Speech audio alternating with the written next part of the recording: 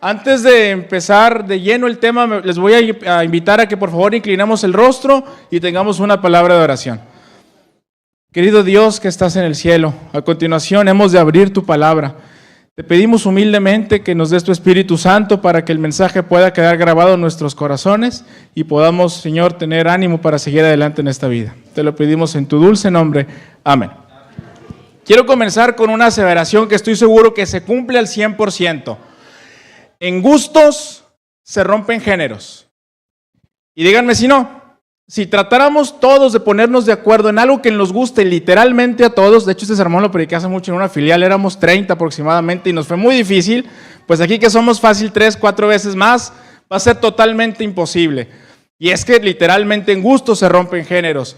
En la comida, por ejemplo, habrá quien le guste la comida salada, habrá quien prefiera la dulce, habrá quien le prefiera la acidita y habrá otros más que nos gusta un poquito más lo picoso. En bebidas, habrá quien les guste algo calientito, otros que les guste algo más fresquecito, algo más dulcecito. Habrá, por ejemplo, también personas en cuanto a las vacaciones, que dicen, ¿sabes qué? Mis vacaciones son en la playa, me gustaría estar ahí. Habrá otras personas que dicen, no, yo prefiero estar en la montaña, viendo el paisaje, disfrutando. En cuanto incluso a actividades y hobbies, habrá quien le gusta estar en casa, sentado, leyendo un libro, descansando, y habrá quien le gusta a lo mejor salir a ver una aventura, matacanes, etcétera, etcétera. Incluso en equipos deportivos hay muchos géneros, hay muchos gustos. Habrá quien les guste el azul y el amarillo, habrá quien les guste el azul y el blanco, y habrá otro despistado que le guste el rojo, blanco y algo de verde. Mis hermanos, en gustos se rompen géneros, pero déjenme les digo algo. A todos nos gusta algo. Estoy seguro que a todos, si hiciéramos una encuesta, dirían que sí. A todos nos gusta tener una vida de éxito. Y dígame si no, yo no he conocido a nadie, y estoy seguro que nunca voy a conocer a nadie, que emprenda algo buscando fracasar. Todos emprendemos algo buscando tener éxito en cualquier aspecto.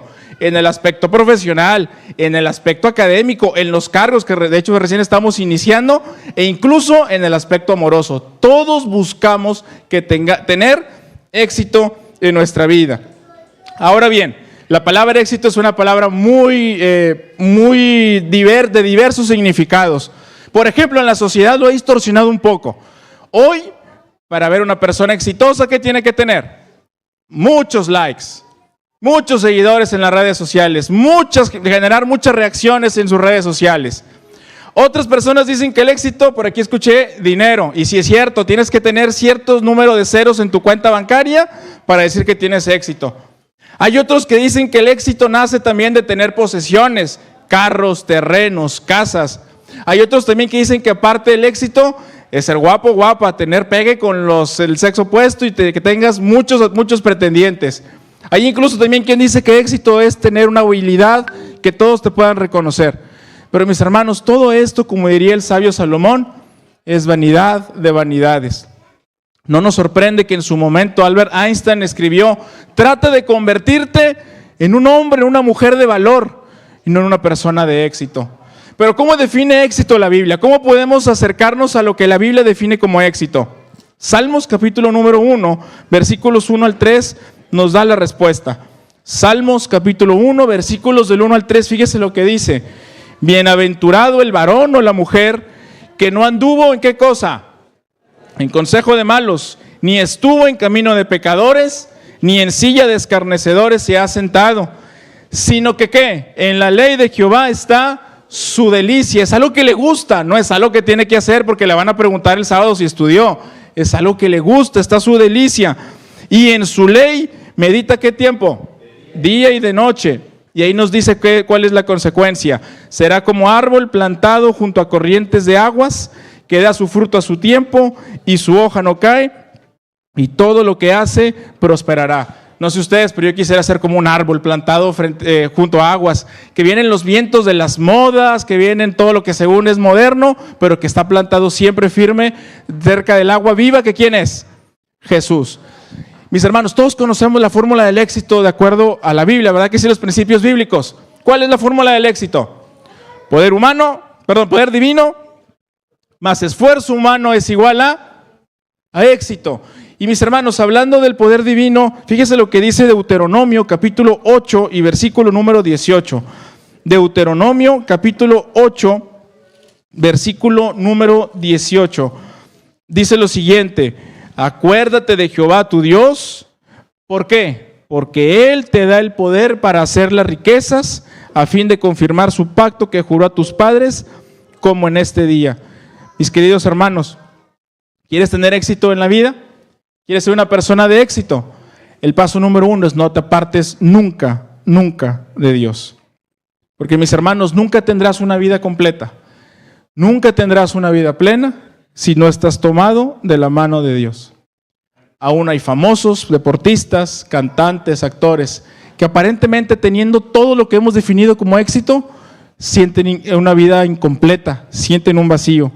Y eso es porque le falta la paz y la tranquilidad que solo Dios puede dar. Mis hermanos, si queremos tener éxito, nunca, nunca nos alejemos de Dios. El segundo componente de esta fórmula, que quizás sea el 1%, a lo mejor un poquito menos, dijimos que era el esfuerzo humano. Y sí, en esta vida para tener éxito se requiere innovación, imaginación, pero hay algo que une todas estas virtudes, que es la disciplina, que es el enfoque. Siempre tenemos que tener un enfoque hacia lo que queremos, hacia dónde queremos llegar. Y hoy, querido hermano, te voy a contar 2 historias. Y en estas 2 historias vamos a aprender 4 lecciones, así que pongan mucha atención. La primera historia comienza allá por el año de 1988, el 22 de febrero para ser exactos. En ese día se publicó en una revista llamada Sports Illustrated, que creo que todos los que les gusta el deporte le hemos escuchado, un artículo muy interesante que se titulaba así: Bred to be a Superstar. Traducción: criado para ser una superestrella. Este artículo fue escrito por el autor Douglas Looney, y él hablaba acerca de un joven que se llamaba Todd Marinovich. Todd Marinovich tenía un objetivo en su mente, y este objetivo no era otro más que llegar a ser profesional en la Liga de Fútbol Americano de Estados Unidos. Y no solamente llegar a ser profesional, él quería llegar a ser el mejor mariscal o quarterback de todos los tiempos. Y para eso, su papá, desde que era niño, desde que era incluso más joven, desde que estaba incluso en el vientre de la madre, ya había ideado un plan. Fíjese lo que dijo su papá. Al mes de nacido, más bien recién nacido, el primer juguete que le compró a su niño, ¿qué creen que fue? Un peluche, no, tampoco un balón, un peluche, pero en forma de balón de fútbol americano, para que se fuera acostumbrando a la estructura, a la forma de este balón. Al mes de nacido, el papá ya estaba entrenando al bebé para que desarrollara fuerza y desarrollara flexibilidad. Al momento que escribieron este artículo, le digo todo lo que tenía. Tenía entrenadores que eran 13 expertos que ayudaban a Todd en velocidad, agilidad, fortaleza, flexibilidad, rapidez, control corporal, resistencia, nutrición. También tenía un entrenador de lanzamiento, de movimiento, de visión periférica y un psicólogo. Y aparte tenía contratado a Tom House, que en aquel entonces era entrenador de lanzamiento de los Rangers de Texas. No había nada dejado al azar. Desde muy pequeño, el padre de Todd y su mamá le dijeron: vas a seguir una dieta estricta. Nada de dulces, nada de pastelitos. Todd nunca había probado unas deliciosas hamburguesas de las cadenas rápidas. Nunca había comido un pastel que no fuera hecho en casa, que estaba reducido en azúcares. Nunca había probado nieve porque era demasiado dulce. Y bueno, ¿y cómo le hacía Todd cuando iba a los cumpleaños de sus amiguitos? Pues Todd llevaba su propio pastel. Porque pues para que no se sintiera mal, él tenía que comer pastel, pero era solamente, exclusivamente para él. Estaba diseñado para que él llevara una dieta perfecta. Todd obviamente tampoco probó de ese líquido negrito ni ningún otro tipo de colores. Su única bebida eran aguas, bebidas que le pudieran ayudar a desempeñarse lo mejor posible en el campo. Con todo esto, ¿creen que tuvo éxito? Sí tuvo éxito al momento del artículo. De hecho, antes de cumplir los 20 años, Todd Marinovich se había desarrollado también, que ya medía 1.94, pesaba más o menos como 96 kilogramos de puro músculo, y fíjense lo que había logrado en la secundaria. Tenía el récord nacional de yardas por pase. Era mejor incluso que Jim Kelly, que John Elway y que Dan Marino. Estamos hablando de realeza del fútbol americano que hoy en día está en el Salón de la Fama. Bueno, en la secundaria, Todd Marinovich fue mejor que ellos. Los mejores equipos de Estados Unidos de las universidades se peleaban por reclutar al talento de Todd. Y finalmente, queridos hermanos, querido joven, Todd fue reclutado por la Universidad del Sur de California, por los troyanos de la Universidad del Sur de California. Este momento, cuando fue escrito este artículo, Todd estaba logrando tener éxito. Hasta este momento, ¿por qué Todd tenía éxito? Pues había dos razones principales. Primero, porque Todd tenía un padre que había visualizado un futuro para su hijo y había diseñado un plan para que él llegara, que dijimos, no solamente a ser profesional, sino ¿qué cosa? El mejor quarterback de toda la historia. Mis hermanos, cuando yo hice este tema inspirado en una de las matutinas que escribió el pastor Félix Adid Cortés, yo no tenía hijos. Y yo me imaginaba que cuando fuera papá iba a sentir algo parecido. Ahora, como ustedes saben, soy papá de 2 chiquitos y la verdad me quedé corto. Sinceramente, cuando pienso en ellos, cuando pienso en lo que quiero que lleguen a ser, es que es algo muy, muy grande. Si tú eres padre de familia, tú me vas a entender. Mis hermanos, si nosotros, que somos tan imperfectos, podemos llegar a amar tanto así unos pedacitos de carne, podemos llegar a soñar planes maravillosos para nuestros hijos, quiero invitarte a reflexionar. ¿Cuál es el plan que nuestro Padre Dios, un ser perfecto, tiene para ti y tiene para mí? Nuestro Padre tiene planes de paz y de éxito para nosotros. Fíjate lo que dice Salmos, capítulo 139. Salmos, capítulo número 139, y vamos a leer los versículos 13 y 16.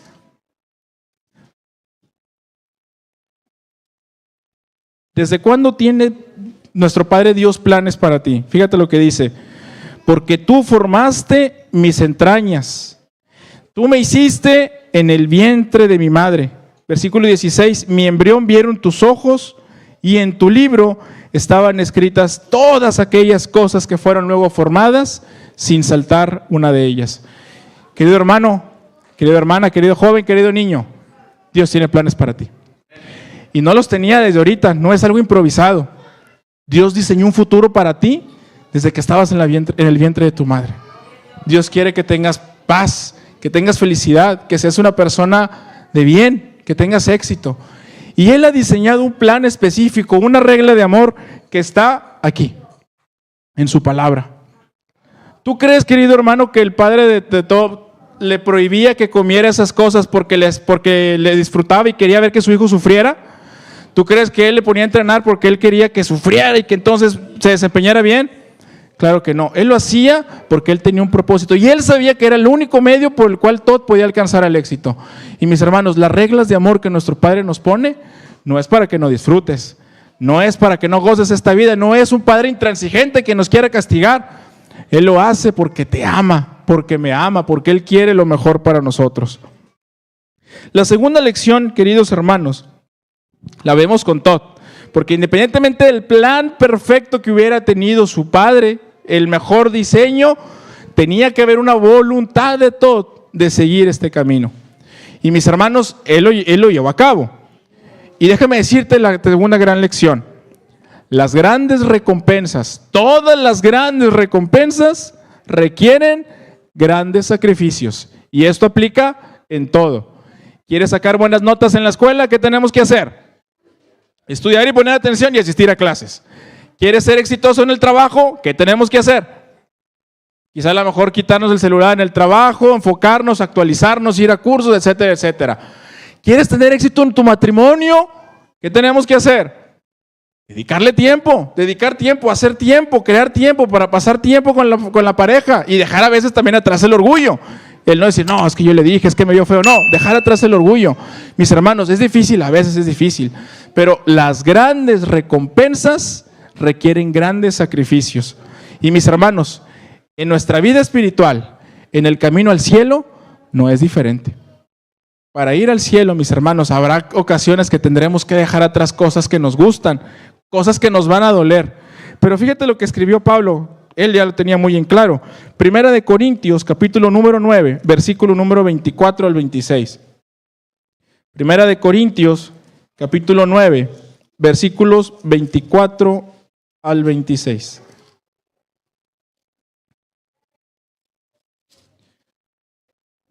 Fíjate lo que escribió el apóstol Pablo. ¿No sabéis que los que corren en el estadio, todos a la verdad corren, pero uno solo se lleva el premio? Corred de tal manera que lo obtengáis. Todo aquel que lucha, dice, de todo que se abstiene. Ellos, los atletas que corrían en aquel entonces, en aquellas olimpiadas, a la verdad lo hacían para recibir una corona corruptible. Pero nosotros, dice Pablo, refiriéndose a ti y a mí, vamos a recibir una corona incorruptible. Y dice Pablo, así de esta manera yo corro, no como a la aventura. De esta manera peleo, no como quien golpea al aire. Y 27 dice, sino que golpeo mi cuerpo y lo pongo en servidumbre, no sea que habiendo sido heraldo para otros, yo mismo venga a ser eliminado. Pablo tenía muy en cuenta los sacrificios que tenía que llegar a hacer para llegar al cielo. Mis hermanos, ¿qué sacrificó Pablo? Tenía una posición privilegiada en el Sanedrín. Había sido educado en la mejor universidad por el mejor maestro, pero lo tuvo en poco para ganar a Cristo. Mis hermanos, déjame decirte algo. No hay algo tan grande que tú puedas sacrificar que lo que vas a recibir cuando estemos en el cielo valga la pena. Cuando estemos en el cielo, mis hermanos, vamos a ver lo que dejamos atrás y vamos a decir qué poco nos costó por obtener toda esta gran recompensa. Ponte a pensar lo que haremos en el cielo. ¿Saben? Cuando yo era niño, mi mamá me contaba, recuerdo mucho, antes de dormir, me contaba historias de qué iba a hacer yo cuando iba a ir al cielo. Y me decía, te vas a subir a la jirafa y si te caes no te va a pasar nada. Vas a poderle meter la cabeza al león y no te va a pasar nada. Te vas a meter a nadar con los tiburones y no te va a pasar nada. Y mis hermanos, eso no es una fábula. Eso va a pasar. Porque yo voy al cielo y me voy a subir a la jirafa, le voy a meter la cabeza al león y me voy a meter al mar. Mis hermanos, qué maravilloso va a ser ir al cielo y poder escuchar de labios del maestro el mejor sermón de todos. Y escuchar los mejores cantos por el coro celestial. Imagínense, mis hermanos, la emoción que nos va a dar cuando veamos en el cielo a aquellas personas que ya no están con nosotros, a quienes hemos dicho un hasta pronto.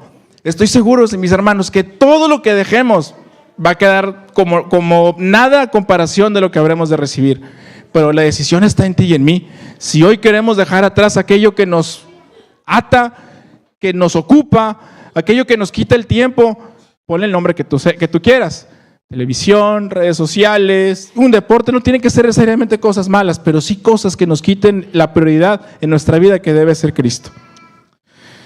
Mis hermanos, la historia de fútbol americano de Todd, si hubiera acabado aquí, hubiera sido maravilloso. Pero aquellos que conocen el fútbol americano, seguramente se van a preguntar, oye, a ver, pero sí me acuerdo de los quarterbacks que mencionaste al principio, conozco a Tom Brady, conozco a Peyton Manning, pero ¿y Todd Marinovich? ¿Por qué Todd Marinovich, si estaba tan preparado, si era tan bueno, por qué no lo escuchamos mencionar?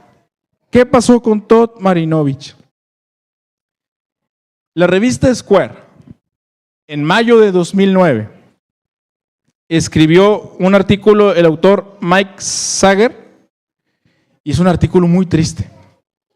Y el artículo le puso lo siguiente: Todd Marinovich, the man who never was. Traducción: Todd Marinovich, el hombre que nunca fue. Y aquí contó la caída en picada de Todd Marinovich. El problema principal de Todd fue su adicción a las drogas. Desde muy joven, él empezó en las fiestas a celebrar con bebidas alcohólicas, mientras estaba todavía en la preparatoria. Cuando entró a la universidad, comenzó a probar de todo tipo de droga, marihuana, LSD, etcétera, etcétera. El problema era que Todd nunca perdió la habilidad de ganar, porque aunque consumía esto, seguía ganando, y ganaba, y ganaba, y ganaba, y ganaba, y ganaba. Así que Todd pensó, pues no pasa nada, puedo consumir esto, y al final sigo ganando. Tan brillante era Todd Marinovich que en una serie de campeonato contra la Universidad de Wisconsin condujo una serie final tan memorable que le mereció la llamada del presidente de los Estados Unidos, Ronald Reagan, para felicitarlo por lo bien que había hecho esa jugada. Pero cuando llegó al NFL, le ofrecieron un contrato millonario, tenía todo para triunfar, pero 3 veces falló el control dopaje y a la tercera, la NFL le dijo, Todd, no hay vuelta atrás. Vas a ser dado de baja de por vida. La historia de Todd, que había firmado un contrato millonario, terminó viviendo en la bancarrota y teniendo una vida miserable. Mis hermanos, la historia de Todd me recuerda a la historia de otro joven que viene aquí en la Biblia, que tenía todo para llegar a ser un gran libertador, tenía todas las herramientas y echó a perder su vida. Y este joven tenía una característica muy principal, era muy fuerte. ¿Adivinaron de quién estoy refiriéndome? A Sansón. Así que vamos a leer su historia. Vamos al libro de Jueces, capítulo número 16. Por cuestión de tiempo, querido hermano, no vamos a leer toda la historia, pero te voy a invitar a que cuando estés en casa leas la historia de Sansón, que viene desde el capítulo 13 del libro de Jueces. Nosotros nos vamos a centrar en el 16. Pero te voy a dar un recorrido rápido por el capítulo 13, 14 y 15. Sansón fue un niño especial. Fue un niño muy deseado. Yo creo que todos los niños en general son deseados, pero Sansón lo era más, porque su mamá no podía tener hijos. Así que entonces se embaraza, estaba muy contenta, y Sansón llega, pero el ángel le dice, este niño es especial, es doblemente especial, porque él va a ser nazareo de su nacimiento. Y su misión principal, la misión que el Padre Celestial ha tenido para Sansón, es que él sea el libertador del pueblo de Israel. Para esto, mis hermanos, el pueblo de Israel, otra vez terco, había caído en idolatría, habría caído en apostasía. El Señor retira su protección, porque déjeme le digo algo, porque a veces Dios parece que se aleja de nosotros. Es que nos aleja, nosotros nos alejamos, y Él nos respeta tanto que si tú no le pides que esté contigo, Él no te va a forzar. Si tú no le pides que te acompañe, Él te respeta y pues, bueno, o sea, vamos a decir que respeta nuestra decisión de alejarnos. Así que llega el clamor del pueblo de Israel y Dios envía a Sansón con una misión especial: ser el libertador de los filisteos. Claro que tenía ciertas condiciones el poder ser nazareo. Una era la más célebre, la del cabello, no lo podía cortar, pero tenía otras. Por ejemplo, no podía beber vino ni sidra, no podía comer nada impuro, no podía estar incluso en presencia de ningún animal o persona muerta. Había ciertas condiciones que Sansón no podía violar para seguir manteniendo su voto de nazareo. Este niño nació, comenzó a crecer, y a lo largo de los capítulos 13, 14, 15 nos vamos a encontrar que todas las condiciones que él no podía hacer, las fue rompiendo una por una. Empezó por el tema cuando mató a un león. Dice la Biblia que era tan fuerte que prácticamente despedazó al león. Después pasa, ve que hay un panal y come. No lo podía hacer porque estaba dentro de un cuerpo muerto, así que eso no lo podía hacer el nazareo. El problema principal de Sansón, sin embargo, fue que se enamoraba mal. Era muy llevado por la vista, no pensaba bien, no razonaba, creía, pues como era fuerte, que todo lo podía hacer. Y podemos leer, por ejemplo, en el capítulo 14, que se enamora de una mujer de Timnat. En el capítulo número 15 y 16, pues vemos que se llega una ramera. Sansón caía muy seguido en este problema. El problema, podemos decir el problema, era que mientras estaba rompiendo cada una de las condiciones de su nazareo, él lograba cumplir parcialmente la misión que Dios le había encomendado. Así que en la mente de Sansón, aparentemente todo estaba bien, porque aunque rompía las condiciones, él seguía obteniendo victoria tras victoria. Pero llegó el capítulo 16, y a partir del versículo número 4 nos dice que él se enamoró de una mujer del valle de Sorek, la cual se llamaba Dalila. Y aquí viene el versículo 5 y dice: llegan los principales de los filisteos, se enteran que Sansón está enamorado de Dalila y la comienzan a presionar. Y le dicen: bueno, a ver, pues tienes que sacarle el secreto a Sansón, ¿por qué es tan fuerte? Y empieza entonces el versículo 6, Dalila, y le dice: yo te ruego, le dice a Sansón, que me declares en qué consiste tu gran fuerza y cómo podrás ser atado para ser dominado. Y ojo lo que hace Sansón, versículo 7, le dice: si me ataren con 7 mimbres verdes que aún no estén enjutos, entonces me debilitaré y seré como cualquiera de los hombres. Y los príncipes de los filisteos, dice, le trajeron los 7 mimbres verdes que aún no estaban enjutos. ¿Y ella qué hizo con ellos? los ató a Sansón con ellos. Versículo 9, ella tenía hombres en acecho en el aposento, y ella entonces le dijo: Sansón, los filisteos contra ti.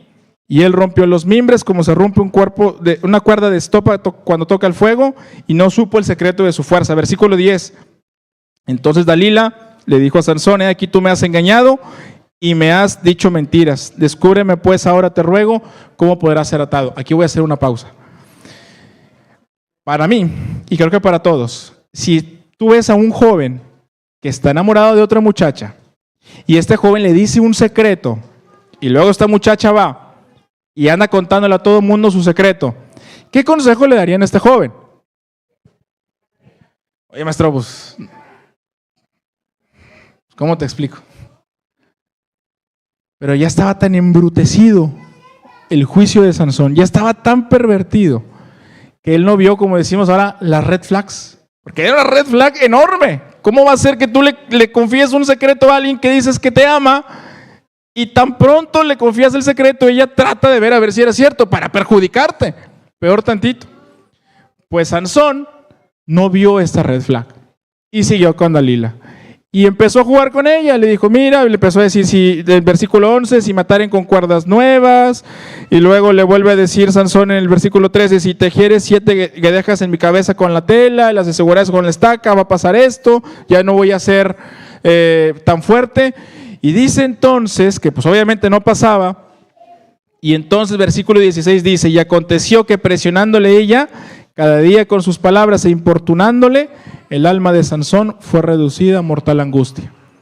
Y el versículo 17, ahí fue entonces cuando cometió el error que le costó prácticamente toda su carrera a Sansón.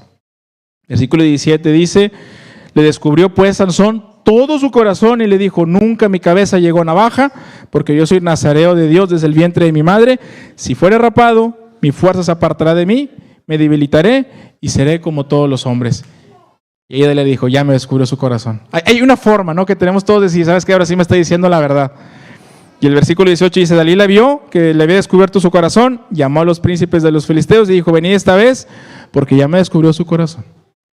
Y entonces, mientras estaba dormido en su regazo, dice el versículo, en sus rodillas, dice el versículo 19, ella llamó a un hombre, quien le rapó las 7 guedejas de su cabeza, comenzó a afligirlo y entonces le gritó, Sansón, versículo 20, los filisteos sobre ti.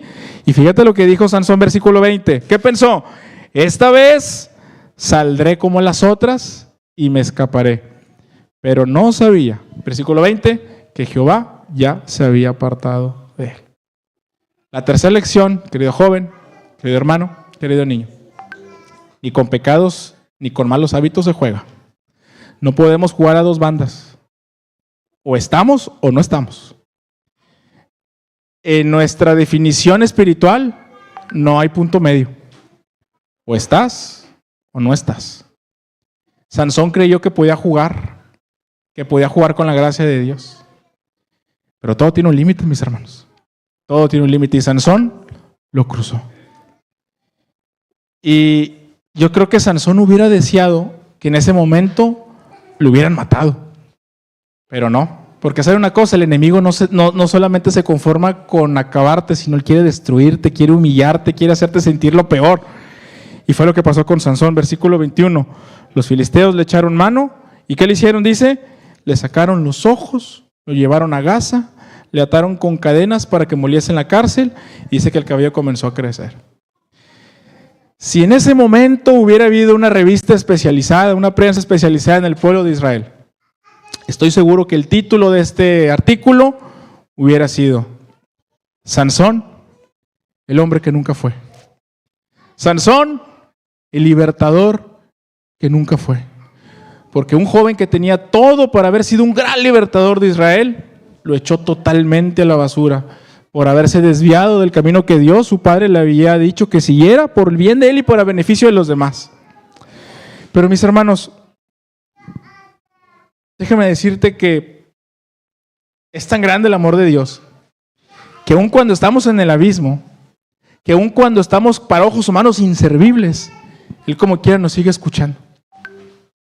Lo que a veces no logramos entender o no logro entender es por qué nosotros nos tenemos que esperar hasta que nos va tan mal para volver a Dios. Cuando estamos bien, se nos olvida ir a Dios. Cuando estamos bien en el trabajo, cuando estamos bien en la escuela, cuando tenemos salud, cuando tenemos posesiones, cuando todo parece color de rosa, normalmente comenzamos a alejarnos de Dios. Pero es cuando estamos mal de veras, cuando volteamos y buscamos a Jesús. Y hermanos, ¿sabes? Por eso el Señor permite las dificultades, porque es la única manera que podemos voltear hacia arriba, podemos hablar con Él.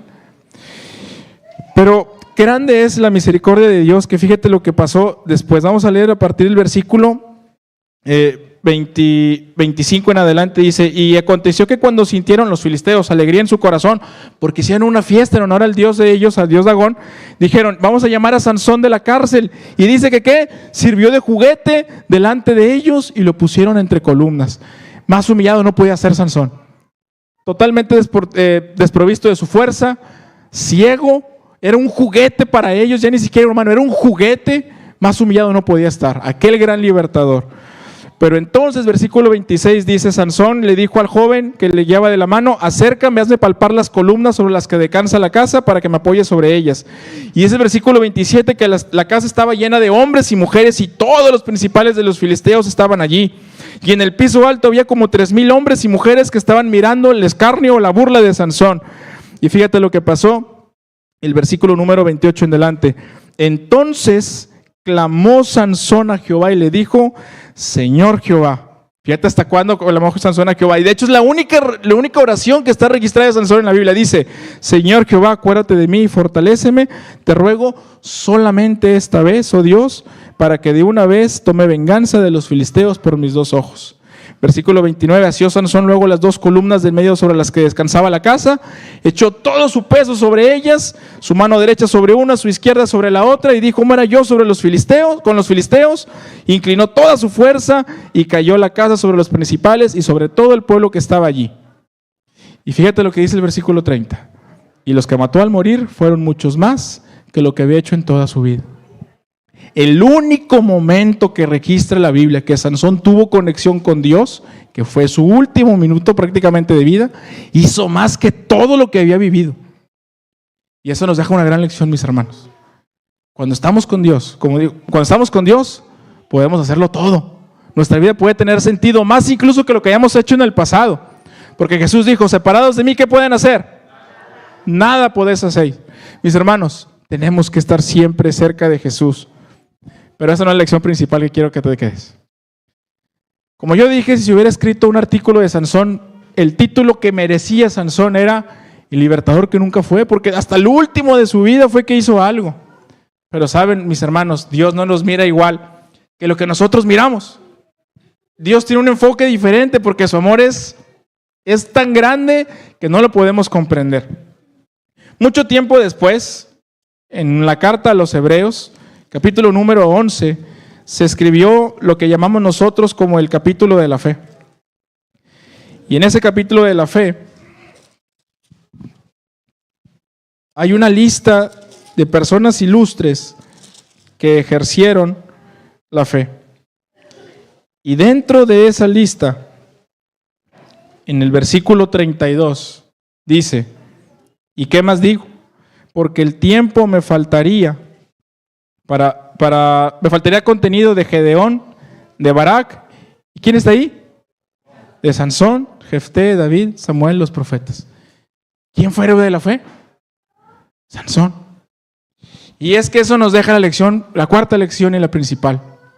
Dios quiere y puede darle un giro a tu vida. No sé si ustedes, mis hermanos, sobre todo los que ya estamos no tan jóvenes, estamos jóvenes hacia arriba, ¿les ha pasado que sienten: híjole, es que la verdad siento que mi vida no genera un impacto? Siento que a lo mejor me he quedado tan corto de mis posibilidades, de mi potencial.